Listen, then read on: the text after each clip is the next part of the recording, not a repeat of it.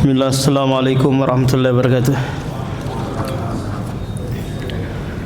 Alhamdulillah, assalatu wassalamu ala rasulillah wa ala alihi wa sahbihi wa sallama taslima.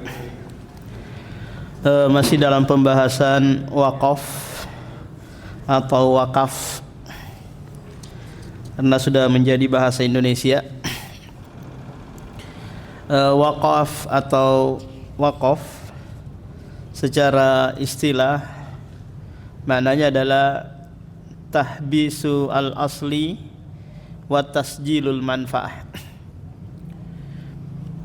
Pemindahan, pengalihan pemilikan untuk dimanfaatkan dalam rangka ketaatan, dalam rangka ibadah. Seperti kita punya tanah mungkin, atau rumah, atau motor,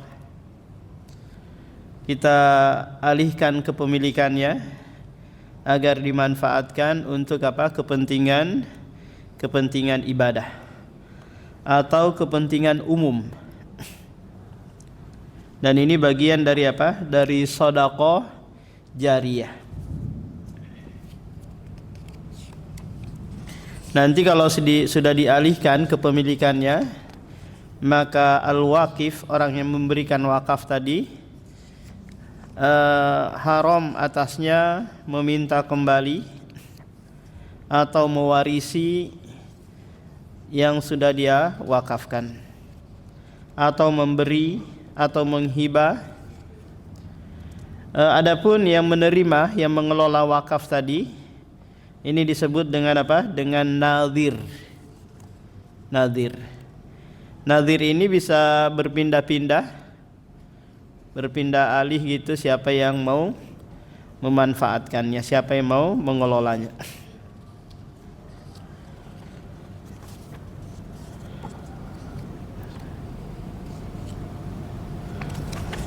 Nah, datang sebuah hadis dari Abdullah bin Umar qala asaba Umar ardon bi Khaybar. Umar bin Khattab mendapatkan jatah tanah di Khaybar karena Umar ikut perang melawan penduduk Khaybar. Lantas tanah Khaybar menjadi ghanimah, kemudian dibagi-bagi ke pasukan. Nah, Umar mendapatkan apa? Bagian tanah di sana. Fa'atan nabiyya yasta'miruhu fiha. Lantas dia mendatangi Nabi untuk bermusyawarah tentang tanah tersebut. Faqala ya Rasulullah. Lantas Umar berkata, wahai Rasulullah, inni asabtu ardon bi Khaybar, lam usib malan qattun huwa anfasu indi minhu. Aku mendapatkan bagian ghanimah dari tanah Khaybar, dan itu adalah harta yang sangat berharga di sisiku. Mau diapain harta tersebut? Mau diapain tanah itu? Kata Rasulullah, in syi'ta habasta aslaha wa tasaddaqta biha. Jika engkau mau, wakafkan tanah tersebut dan sedekahkan hasil yang ada dari tanah itu. Jadi wakaf lillah, dia wakafkan lillah, kemudian tanaman-tanaman yang tumbuh atau manfaat yang tumbuh yang keluar dari tanah itu nanti disedekahkan. Qala fatasaddaqa biha Umar. Lantas Umar mewakafkan tanahnya, kemudian bersedekah dari buah-buahan atau tanaman yang keluar dari tanah itu. Kemudian Rasulullah menambahkan annahu la yuba'u asluha. Tidak boleh dijual lagi, dan tidak boleh diwarisi, dan tidak boleh dihibahkan. Karena Bapak sudah wakaf, sudah berhenti kepemilikannya. Bukan lagi milik siapa? Milik al-waqif, orang yang mewakafkan. Nah, ini ketentuan dari syariat, Pak. Jika kita mewakafkan tanah atau rumah atau motor atau kendaraan, maka ya sudah berpindah ke pemilikannya. Kalau kita mau juga yang sebagai nadhirnya silahkan, paham? Kita juga yang mau yang kelolanya, tapi tanah itu bukan lagi milik kita, tapi milik apa? Milik Allah. Sehingga tidak boleh Anda warisi, Anda hibahkan atau Anda berikan kepada orang lain. Fatasaddaqa biha fil fuqara. Lantas Umar mensedekahkan buah-buahan, tanaman-tanaman yang muncul dari tanah tersebut kepada orang fakir, kerabat, kemudian budak, orang yang sedang melakukan perjalanan, orang yang sedang berjuang di jalan Allah, tetangga, tamu. La junaha alaman waliyaha ayyakula minha bil ma'ruf. Dan tidak mengapa juga orang yang mengurusi tanah tersebut nanti dia memakan atau mengambil dengan cara yang ma'ruf. Mungkin sebagai upahnya dia atau sebagai jasa dia dalam mengurusi, mengawasi tanah wakaf itu.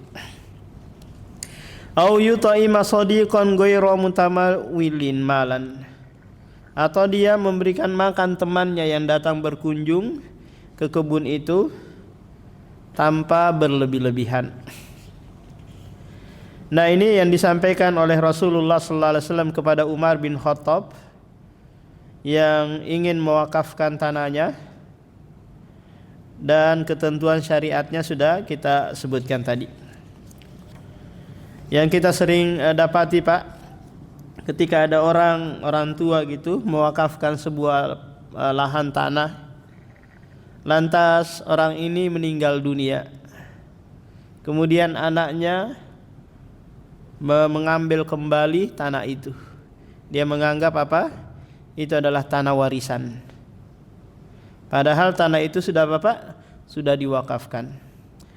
Baik itu wakaf untuk masjid atau apalagi itu untuk sekolah atau untuk kepentingan umum, pokoknya sudah diwakafkan.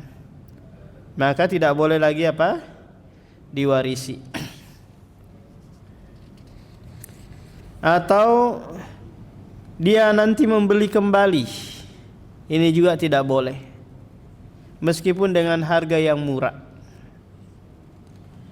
Nah, yang boleh nanti kalau sekiranya dia memberikan syarat, Pak, saya wakafkan tanah ini untuk pondok pesantren ya.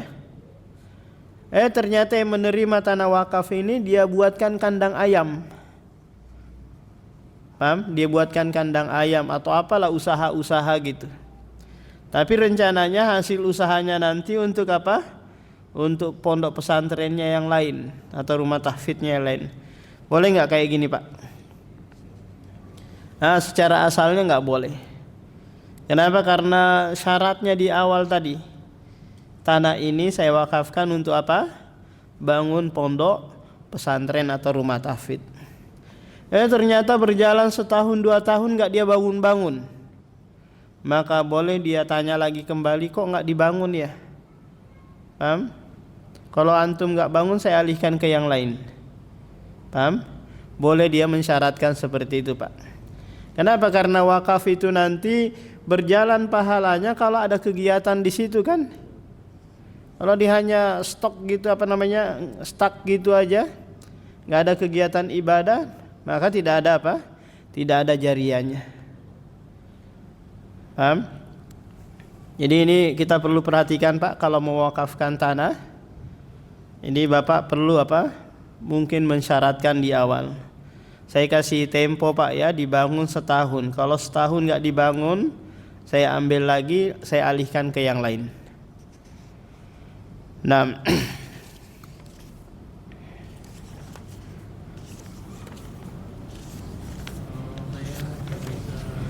An Abi Hurairah radhiyallahu anhu qala ba'asa Rasulullah sallallahu alaihi wasallam Umar ala shadaqah. Wa ammal Khalid faqad ihtabasa adra'ahu wa atadahu fi sabilillah. Tak kala Umar diutus oleh Rasulullah untuk memungut zakat, lantas dia mendapati Khalid bin Walid tidak mau mengeluarkan zakat dari baju perang yang dia miliki. Lantas pulang mengadu kepada Rasulullah. Lantas Rasulullah mengatakan, adapun baju perangnya Khalid itu dia sudah wakafkan fi sabilillah, sehingga tidak ada apa-apa, tidak ada lagi zakatnya. Nah, ini ketentuan juga dari syariat, jika tanah atau rumah yang sudah diwakafkan maka tidak ada apa-apa, tidak ada zakatnya. Kalau pajaknya masih ada enggak, Pak? Hah? Masih ada enggak kira-kira? Masih ya. Hibah, kemudian wakaf, enggak tahu kalau wakaf. Harus diurus dulu ke KUA, Pak ya. Untuk minta apa? Akte wakafnya. Baru nanti tidak ada apa? Pajak jual belinya. Kalau hibah masih ada. Nah, jadi tanah atau rumah atau kendaraan yang sudah diwakafkan tidak ada lagi apa-apa zakatnya. Nah, hadis ini juga menunjukkan bahwa sesuatu yang bisa berpindah-pindah itu juga boleh apa? Boleh diwakafkan. Seperti di sini Khalid apa? Mewakafkan baju perang yang dia miliki. Atau kita mungkin punya di rumah punya banyak baju samase gitu ya, baju merek yang mahal gitu. Udah kita nggak pakai, kita wakafkan kemana gitu untuk mereka manfaatkan. Nah, selama baju itu dipakai untuk sholat, maka kita apa-apa mengalir terus pahalanya.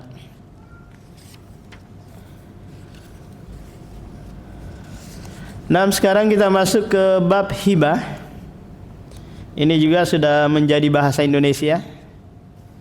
Jadi banyak sekali, Pak, bahasa Indonesia itu asalnya adalah bahasa Arab. Ada yang penggunaannya tepat, ada juga yang penggunaannya tidak tepat. Nah, yang tepat tadi seperti wakaf, kemudian hibah, musyawarah, jahil. Ada juga yang tidak tepat, Pak. Seperti apa kira-kira? Seperti takjil.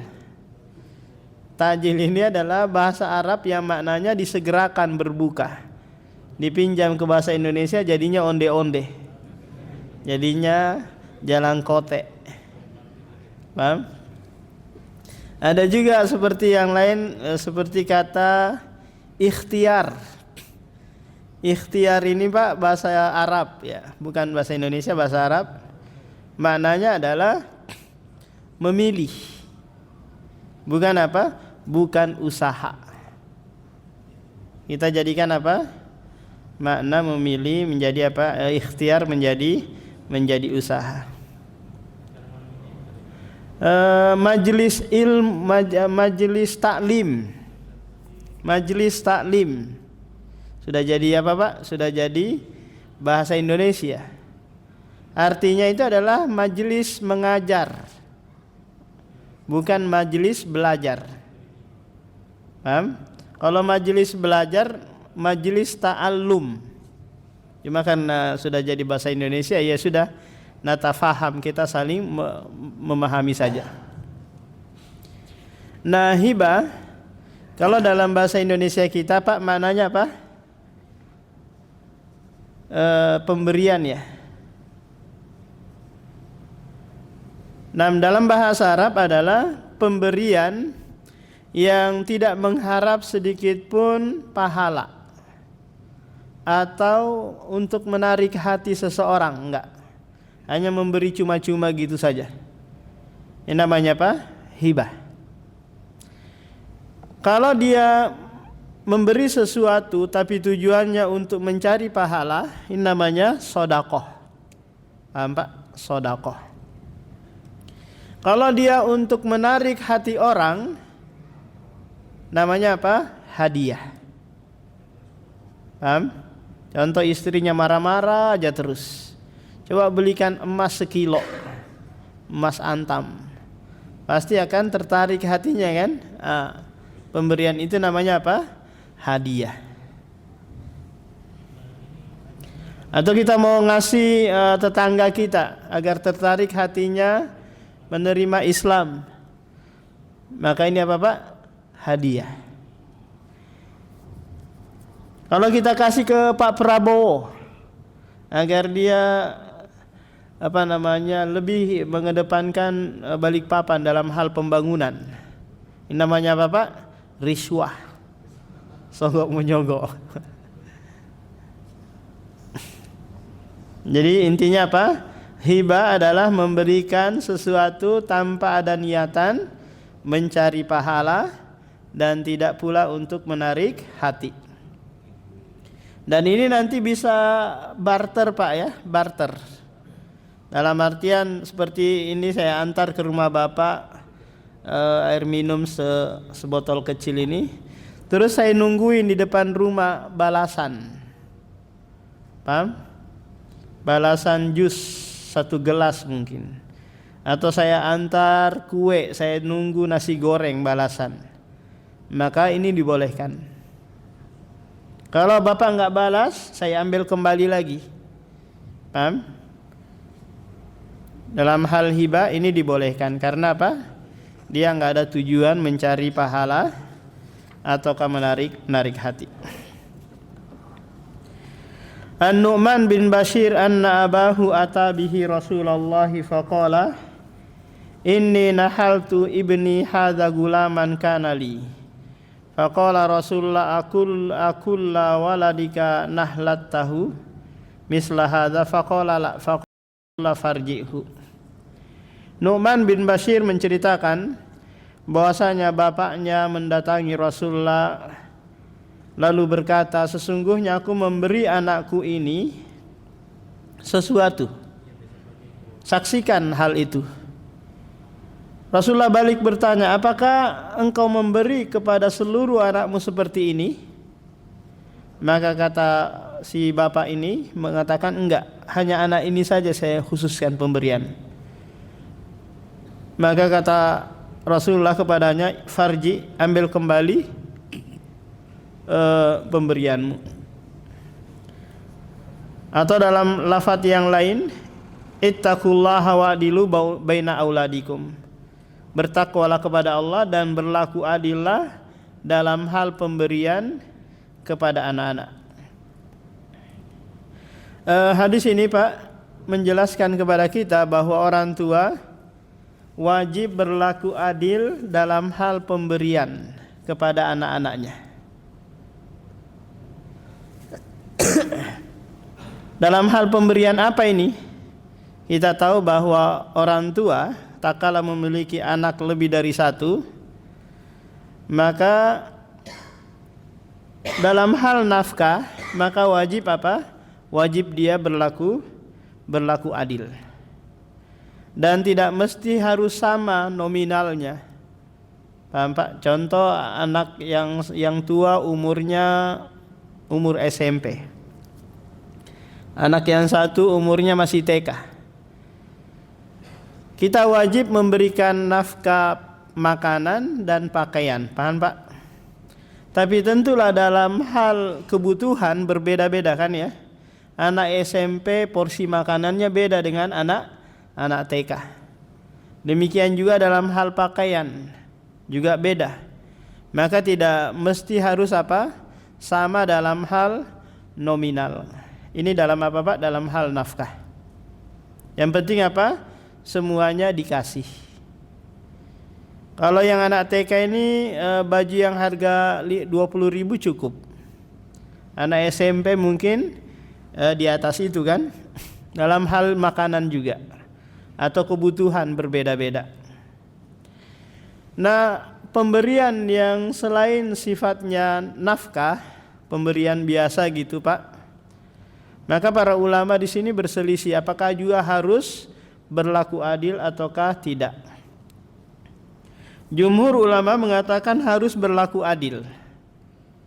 Kalau mau kasih 100.000, ya udah kasih semua 100.000. Tapi ini pemberian di luar apa? Di luar nafkah. Biasanya kapan kita Pak memberikan seperti ini? Biasanya pas Idul Fitri ya, paham? Atau pas kita lagi ada dapat rezeki lebih bonus gitu. Terus kita panggil anak-anak, sini nak saya mau kasih, paham? Maka harus harus sama. Ada pula yang mengatakan, dan ini yang lebih dekat pada kebenaran, maka harus dibedakan. Kalau anak kita ada laki-laki dan perempuan, maka laki-laki dikasih 2 kali lipat dibandingkan dibandingkan anak perempuan 1 kali lipat saja. Contoh, kita mau ngasih anak laki-laki 100.000, maka anak perempuan hanya 50.000.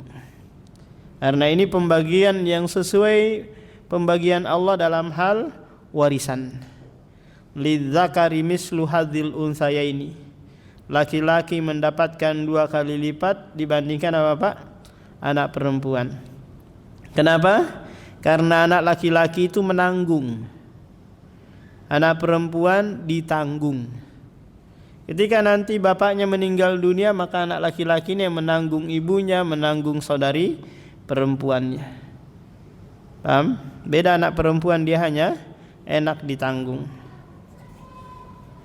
Nah, tapi kadang Pak dari sisi anak lagi, kalau kita kasih 100.000 anak laki-laki, anak perempuan kita kasih 50, anak perempuan akan Pak? Timbul kecemburuannya kan? Timbul kecemburuannya. Padahal ini yang adil. Tapi kadang nggak diterima oleh anak perempuan. Maka bagaimana cara menyelesaikannya? Nah, di depan kedua-duanya dikasih 50.000. Anak laki-laki ini nanti dikasih saat anak perempuan nggak ada. Paham? Dikasih saat dia anak perempuannya nggak ada. Itu Pak, agar tidak ada muncul kecemburuan. Kadang anak perempuan nggak gunakan akal sehatnya, akhirnya menuduh bapaknya tidak bersikap adil. Nah, inilah yang muncul di kalangan anak-anak Yakub alaihi salam. Anak-anak Yakub ada Yusuf dan yang lainnya al-asbat gitu, yang dia menuduh bapaknya tidak berlaku adil. Dia hanya lebih sayang kepada Yusuf. Akhirnya mereka berniat buruk untuk mencelakakan, menghilangkan Yusuf dengan cara membunuh. Tapi ada yang mengusulkan dimasukkan saja ke dalam sumur.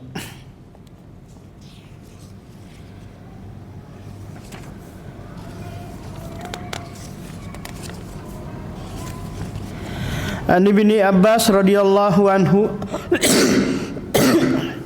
qala an-nabiy sallallahu alaihi wasallam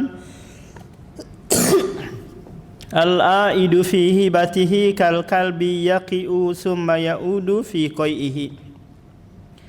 Muttafaqun alaih. Orang yang meminta kembali pemberiannya seperti anjing yang muntah kemudian menjilat kembali muntahnya. Hadis ini memberikan isyarat kepada kita tentang haramnya meminta kembali pemberian. Jadi sudah terlepas, sudah dikuasai, maka tidak boleh kita meminta kembali. Jadi haram hukumnya karena Rasulullah menyerupakan dengan dengan anjing yang muntah kemudian menjilat kembali muntahnya. Orang yang memberi seperti anjing yang mengeluarkan isi makanannya. Orang yang meminta kembali seperti seperti anjing yang menelan lagi kembali muntahnya. Hanya saja para ulama berselisih tentang pemberian yang belum dikuasai oleh orang yang kita beri. Contoh, saya kasih ke bapak nih, Pak, saya mau kasih mobil ya, nanti datang ke rumah. Ternyata bapak nggak datang-datang. Terus saya batalin. Nah, di sini para ulama berselisih, apakah ini haram hukumnya ataukah makruh. Kenapa? Karena barangnya belum dikuasai. Beda halnya tadi kalau sekiranya barangnya sudah Bapak bawa gitu, terus saya minta lagi kembali. Nah, ini jelas keharamannya. Nah, kalau sekiranya kita batalin sebelum barang itu dimiliki, dikuasai oleh yang kita beri tadi, maka berarti apa Pak? Kita masuk dalam kategori ikhlaful wa'di, menyelisihi janji. Paham? Kan kita janji orang kan, Pak saya mau kasih nanti ya, ternyata kita batalin. Nah, para ulama berselisih tentang ikhlaful wa'di ini, ingkar janji ini. Apakah hukumnya makruh ataukah hukumnya wajib? Haram. Paham? Kalau mereka yang mengatakan hukumnya makruh, berarti apa? Tidak masalah untuk apa? Diambil kembali, dimiliki kembali. Kalau yang mengatakan bahwa mengingkari janji hukumnya haram, maka apa? Tidak boleh dia ambil kembali. Itu menjadi milik orang yang diberi, tapi masih ada di rumah Anda. Nah, karena ingkarul wa'di atau ikhlaful wa'di ini Pak merupakan ciri-ciri orang munafik. Apabila dia berjanji, dia ingkar. Ucapannya tidak sesuai dengan apa? Dengan perbuatannya. An Ibni Umar wa an Ibni Abbas anin Nabi sallallahu alaihi wasallam qala la yahillu lirajuli muslimin ayyutiyal atiyata summa yarji'u fiha. Tidak halal bagi seorang muslim memberi pemberian kemudian dia minta kembali pemberiannya, kecuali bapak yang memberikan kepada anaknya, maka ini tidak haram. Kenapa Pak? Karena harta anak adalah harta orang tua. Di sini ada syibhut tamlik, ada sisi kepemilikan. Sama saja dia mengambil apa? Miliknya sendiri, yang dia apa? Amanahkan kepada anaknya. Jadi ini pengecualian dari hadis sebelumnya yang mengharamkan secara mutlak pemberian yang telah diberi kepada orang lain haram diminta kembali. An Aisyah radhiyallahu anha qalat kana Rasulullah yaqbalul hadiyata wa yusibu 'alaiha. Rawahul Bukhari. Aisyah radhiyallahu an menceritakan adalah Rasulullah yaqbalu, menerima hadiah, wa yusibu, dan dia membalas hadiah tersebut. Jadi Rasulullah hanya menerima apa Pak? Hadiah dan hibah. Adapun sedekah dia tidak terima. Kenapa? Karena sedekah itu adalah ausahu amwalin nas, kotoran-kotoran harta manusia. Rasulullah, keluarga dan keturunannya tidak menerima apa? Sedekah. Jadi Habib-habib yang ngaku keluarga Rasulullah, zuriyah Rasulullah, haram baginya apa Pak? Menerima sedekah. Di Indonesia banyak sekali zuriyah, keturunan Rasulullah. Di Balikpapan juga, di Samarinda juga banyak Pak ya. Di Manado, Sulawesi, Banjar. Yang paling sedikit itu di Arab Saudi. Hampir nggak kita dapati di Arab Saudi itu apa? Dzurriyyah Rasulullah. Yang banyak di mana Pak? Imah di Mesir atau di Yaman. Di Yaman pun bagian Hadramaut Tarim. Kalau daerah utara hampir nggak didapati.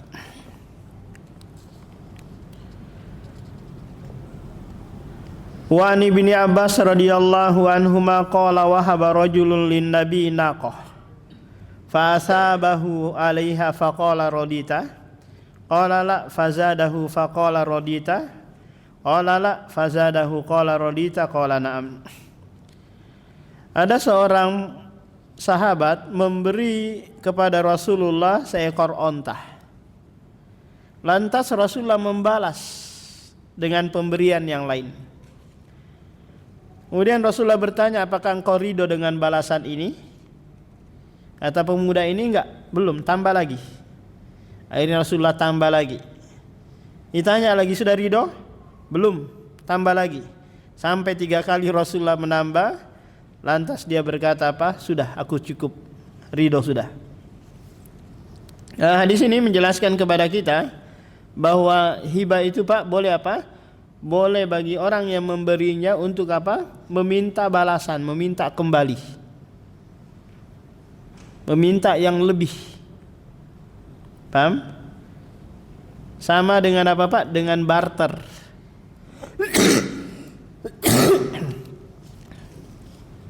Kalau kita mau menerima silahkan, tapi kalau enggak mau ya silahkan ditolak. Paham Pak?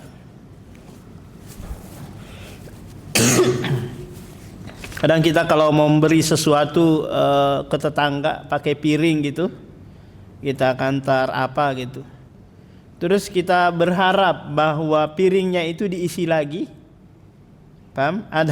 Ada isinya lagi, maka ini apa Pak judulnya? Judulnya hibah.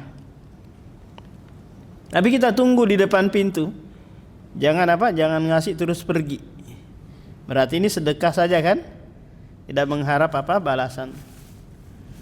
Tapi kalau ada Pak terselubung, kok nggak dibalas-balas ya, nanti saya nggak ngasih lagi loh. Paham?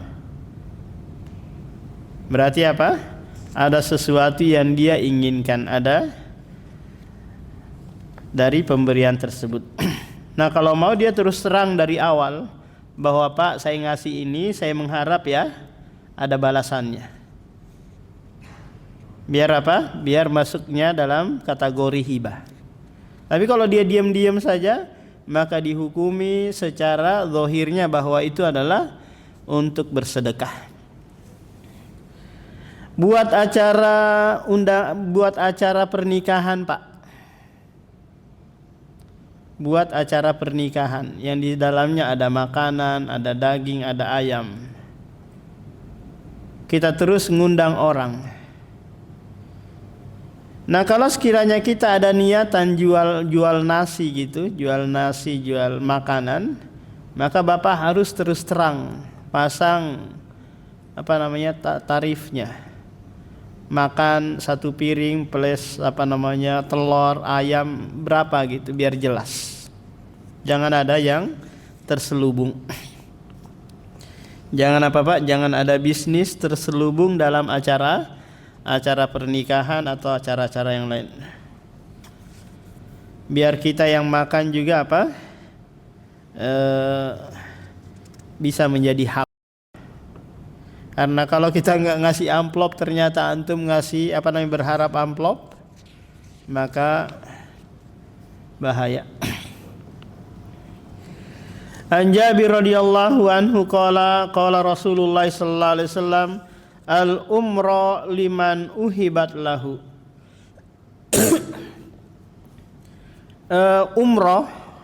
Umroh ini maknanya adalah pemberian yang terikat dengan kematian orang yang diberi.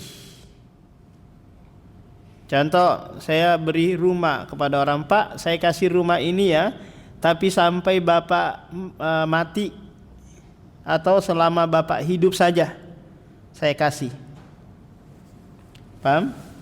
Ini namanya apa? Umroh. Bukan umroh itu Pak ke Mekah. Umroh. Paham? Jadi dia memberikan sesuatu tapi dia ikat dengan kematian orang yang memberi tersebut. Kalau Anda mati, maka pemberian itu kembali. Maka ini adalah kebiasaan orang-orang jahiliyah yang dihapus oleh Islam. Jadi Islam menghapus tradisi ini, Pak. Kalau memberi sesuatu, ya sudah, ke orang yang menerima pemberian itu mati nanti beralih kemana, Pak? Ke ahli warisnya. Tidak kembali kepada orang yang memberi. Beda halnya kalau dipinjamin, Pak, saya pinjamin ya. Silakan Bapak tinggal di sini. Nah, statusnya apa? Statusnya dipinjamin. Kalau umroh tadi apa? Statusnya diberi, tapi apa? Selama dia hidup. Tapi Rasulullah menghapus tradisi ini. Amsiku alaikum amwalakum wala tufsiduha fa innahu man a'mara umra fahiya lilladzi u'mira hayyan wa maitan wali akibihi. Ini keputusan dari syariat. Orang yang menerima umroh tadi itu bagi dia saat hidup maupun mati. Kalau dia mati nanti turun ke ahli warisnya. Innamal umroh allati ajaza Rasulullah ayyakula hiya laka wali akibika. Fa amma idza qala hiya laka ma ishta fa innaha tarji'u ila sahibiha. Hanya saja umroh yang dibolehkan oleh Rasulullah, kepemilikannya terus menerus. Paham? Bukan kepemilikannya terbatas waktu. Kenapa, Pak? Karena sudah berpindah dari pemilik asli kepada orang yang dia beri.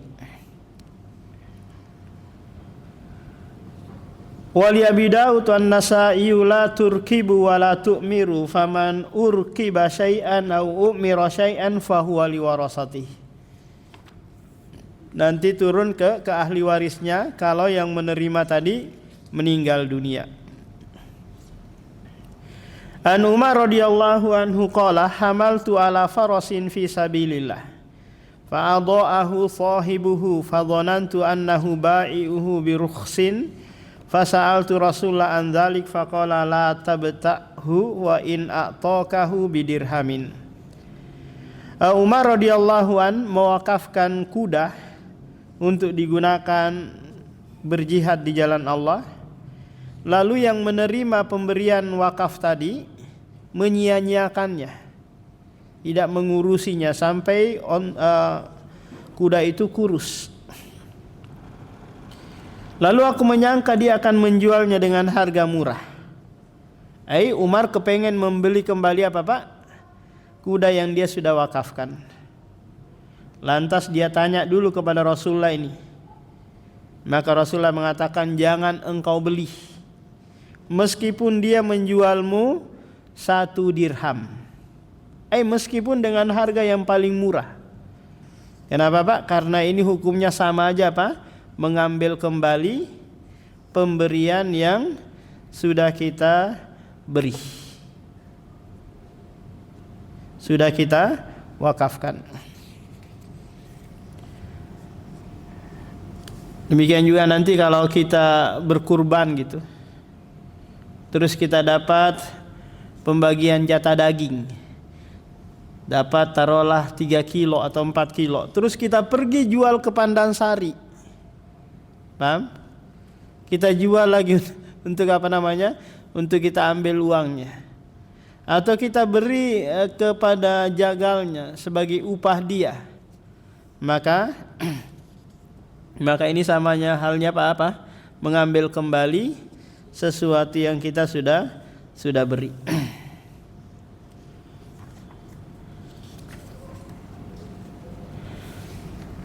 An Abi Hurairah radhiyallahu anin Nabi sallallahu alaihi wasallam qala tahadu tahabu.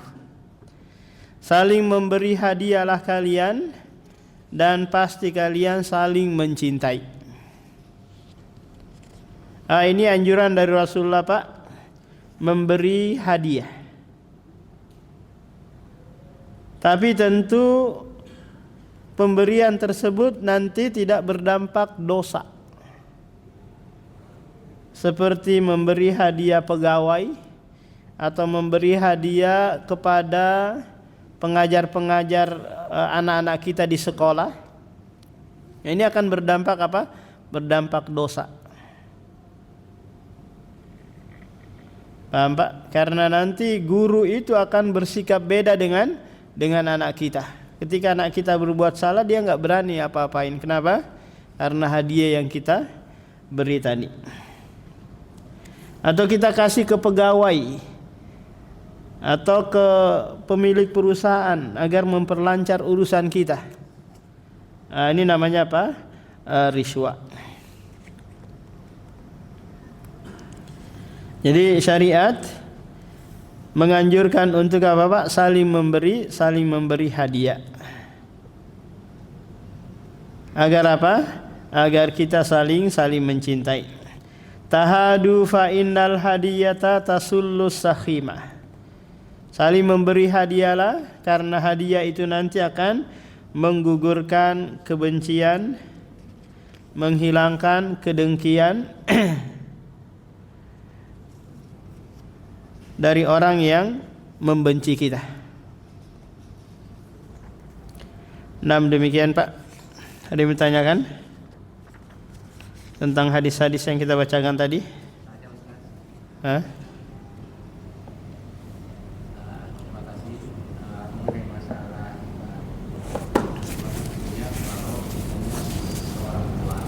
Orang tua.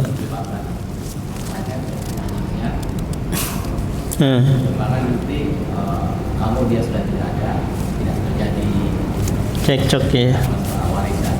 Iya. Iya, nggak apa-apa Pak, kalau sekiranya dia memberi memang sebelum dia mati dia kasih ke anaknya masing-masing, tapi harus berlaku adil dalam pemberian ini. Kemudian nanti bapak statusnya numpang kalau sekiranya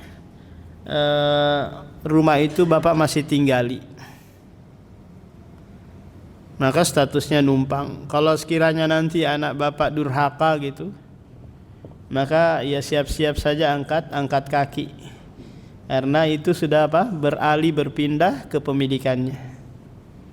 Tapi kalau sekiranya bapak ternyata rumah yang ditinggalin belum dihibahkan, rumah-rumah yang di luar sana saja, ya nggak ada masalah berarti. Nanti kalau rumah itu belum ditinggali, terus nanti disewakan, maka sewanya apa? Milik anaknya, bukan lagi milik bapak, karena sudah apa? Dihibahkan.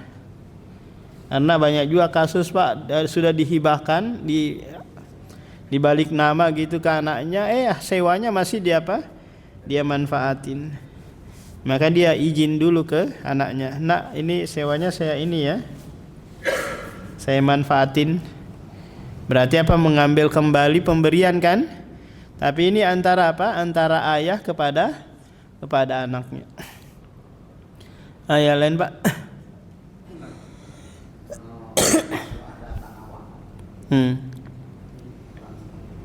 Apa? Milik apa?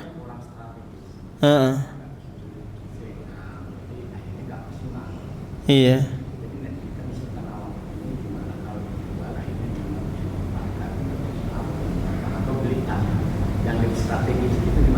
Iya, itu boleh. Kalau sekiranya kita mewakafkan tanah untuk masjid, tapi di kilo 100 sana yang nggak ada penghuninya, maka kurang, nggak ada manfaatnya kan ya. Ya sudah, dijual aja, mungkin baru dibelikan di kota, meskipun dapatnya nggak seluas yang di kilo, tapi apa? Manfaatnya luas. Nah yang jual nanti sinadir yang menerima itu, yang menerima wakaf tadi. Atau kalau sebelum dia wakafkan, kayaknya di sana nggak ada orang, nggak ada ini, saya jual aja dulu. Paham? belikan tanah di daerah kota kemudian dia wakafkan. Hah? Nenek kami itu wakafkan. Apa? Nenek kami itu wakaf tanah ke pondok pesantren. Hah. Wakaf paman-paman kami ini tidak mau memberikan suratnya gitu Ustaz. Gimana sebagai kami ponakan Ustaz, apakah paman-paman kami berdosa Ustaz? Surat-suratnya tidak diberikan yang diwakafkan itu Ustaz. Iya, karena kita masalahnya administrasi negara ya. Bukti kepemilikan itu dengan adanya surat-surat kan. Nah kalau surat-suratnya tidak diberi berarti belum diberikan secara mutlak. Paham? Beda halnya kalau sekiranya surat-surat itu nggak dipakai lagi oleh negara. Paham? Sekarang surat-surat apa namanya? Elektronik mungkin. Yang fisik bentuknya gitu nggak dipakai lagi. Makanya sudah si paman-paman itu nggak berdosa. Tapi menjadi masalahnya di sini pemerintah butuh yang fisik juga ya sebelum dielektronikan ya Pak ya. Belum berpindah secara mutlak kepemilikannya. Maka Anda sebagai ponakan ya memberikan masukan kepada pamannya agar paman-paman tersebut memberikan surat-suratnya. Kalau enggak berarti dia berbuat zalim itu. Yang lain Pak?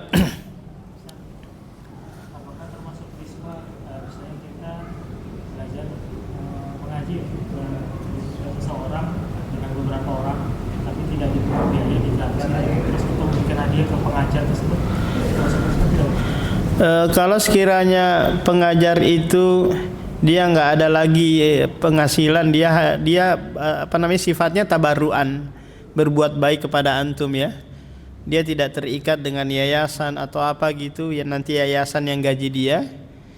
Maka antum masuk dalam kategori hal jazaul ihsan illal ihsan, membalas kebaikan dengan kebaikan. Dengan catatan tadi ustadznya apa? Nggak ada penghasilan dari yang lain. Dia juga ngajarin antum, ya sudah cari pahala. Ketika antum ngasih ke dia, yaitu sebagai bentuk balas jasa lah, bukan riswa.